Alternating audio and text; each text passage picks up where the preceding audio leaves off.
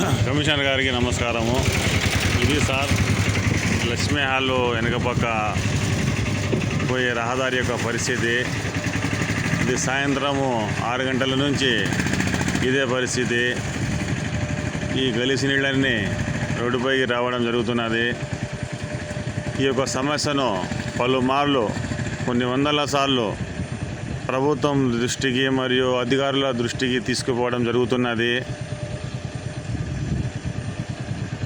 ఈ యొక్క సమస్యను చెప్పిన ఎడలా వచ్చి కాలువ క్లీన్ చేసి వెళ్ళిపోతున్నారు, కానీ ఈ సమస్యకు పరిష్కారం చూపలేకపోతున్నారు.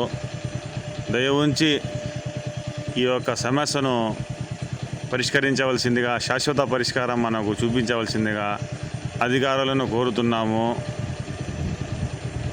దయ ఉంచి మమ్మల్ని ఈ యొక్క సమస్య నుంచి కాపాడండి. ఇది చాలా పెద్ద సమస్య. చాలా వీధుల నీళ్లు ఇక్కడే వచ్చి ఇక్కడి నుంచి మాండ్యవ నదికి మాండ్యవ నదిలోకి పోవడం జరుగుతుంది. దయచేసి అధికారులు, మా కమిషనర్ సారు ఇది ఒక కలవాడిని పెద్దది చేసి ఇట్లా దీనికి చూడండి, ఇట్లా చెదారంతో నిండిపోయి ఈ సమస్య వస్తున్నది.